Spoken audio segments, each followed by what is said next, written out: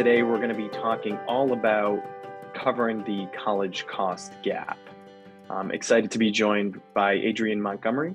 Adrienne is the Director of Financial Aid at Xavier University, and she's going to be answering some questions and kind of talking about the college cost gap and how you can determine what it is and really kind of options for paying it. So, Adrienne, thank you so much for joining us today on our video.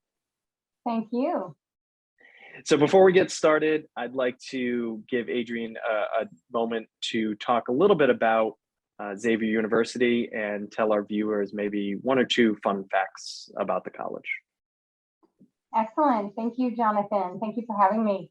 To tell you a little bit about Xavier, Xavier is the 4th oldest Jesuit university and the 6th oldest Catholic university in the U.S. We're located in Cincinnati, Ohio, which is the home of 8 Fortune 500 companies and also 3 professional sports teams. Our undergraduate population includes about 5,100 students, and our graduate population is approximately 1,500. Our student to faculty ratio is 12:1, and the average class size is 21 students. Xavier has a unique core curriculum that's committed to educating the whole person, and experiential learning is critical to that. It's very important. But in terms of athletics, Xavier is Division I and in the Big East Conference. Xavier Nation is ranked number 4 among Princeton Review's Students Pack the Stadium. And a fun fact, our Xavier men's basketball team has been to the Sweet 16 7 times since 2000. That's excellent. Thank you. And I know for any basketball fans out there would certainly know Xavier University as kind of being in the tournament.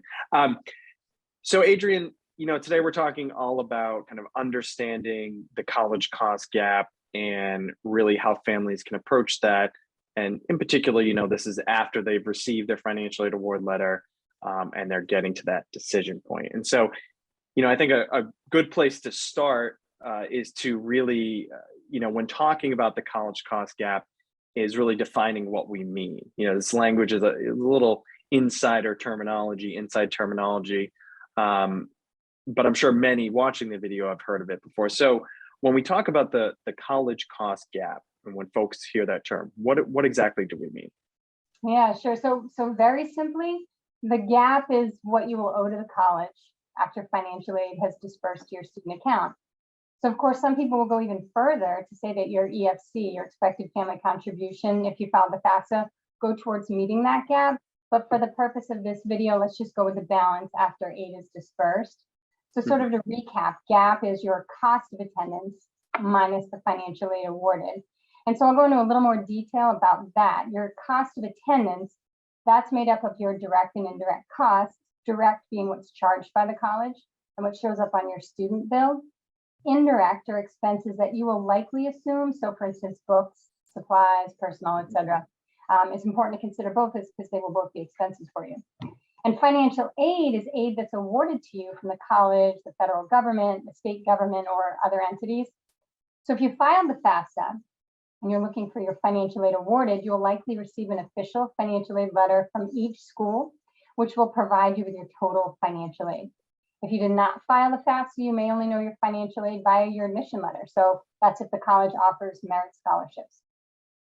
But really what's most important to remember is that your gap is for 1 year at a time and could potentially change year to year.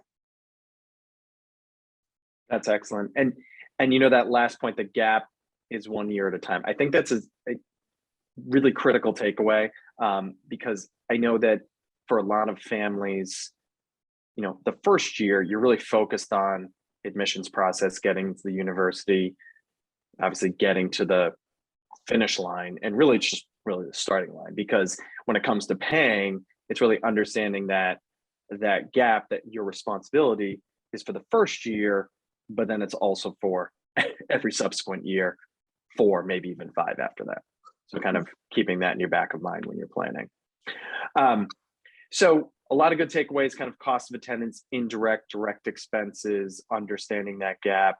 Now we know that, and you made reference to this, we know that many families are applying to multiple colleges and universities.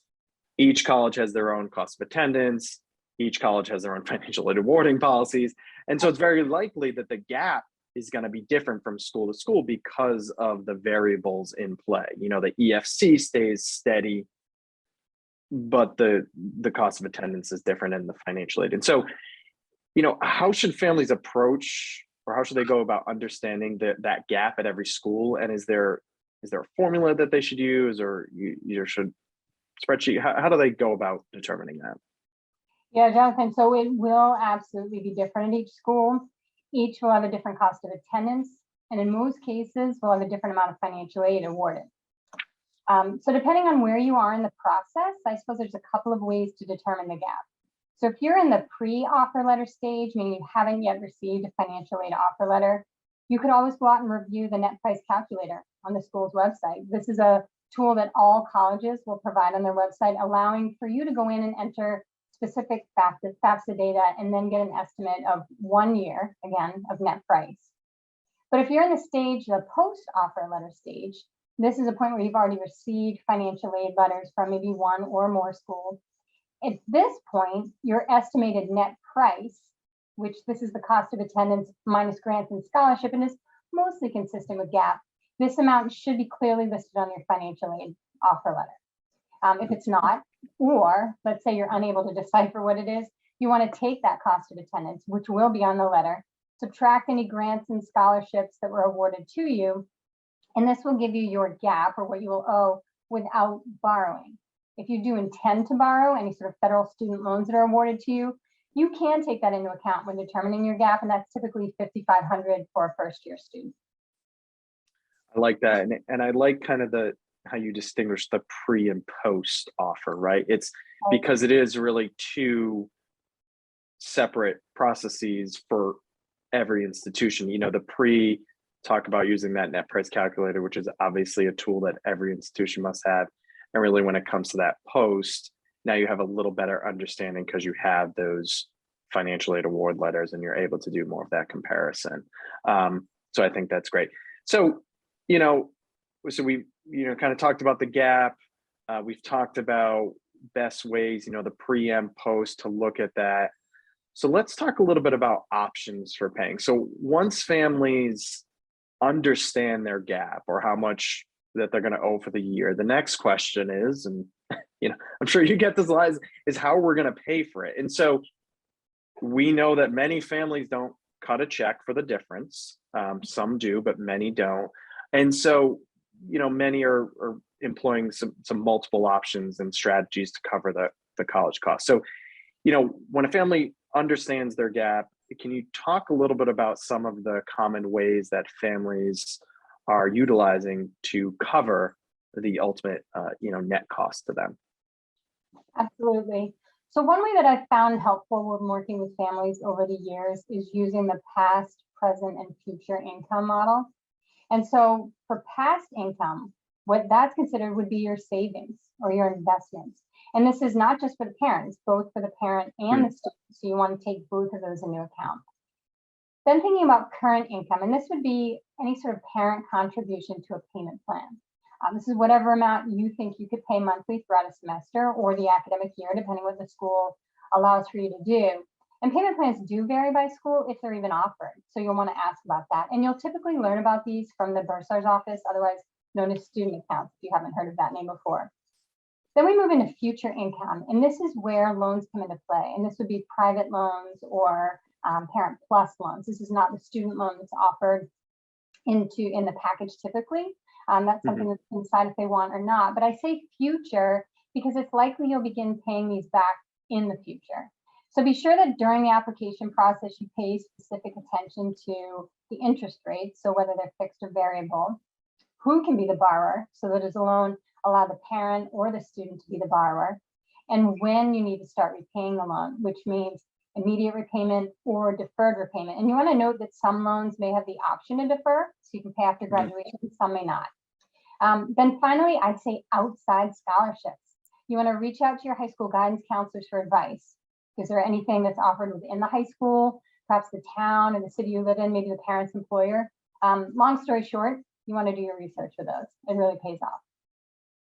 Yeah, and the outside scholarships, and in speaking with families and over the years, and I know you've come across this as well in your work.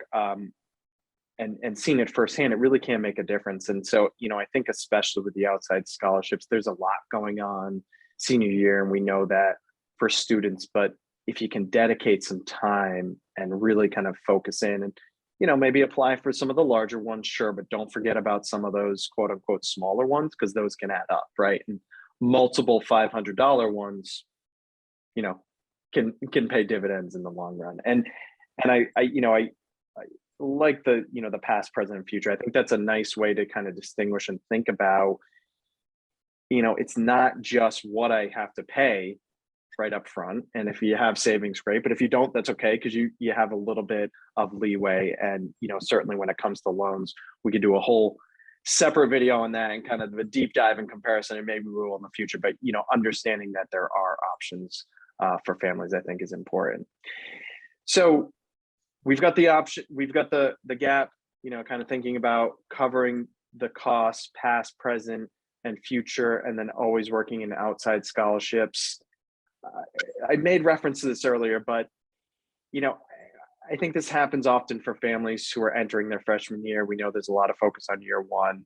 However, it is a multi-year process and should be certainly planned for in that way. And so, when you're talking with families, how do you really advise them to plan for college costs over 4 years and not just the 1 year?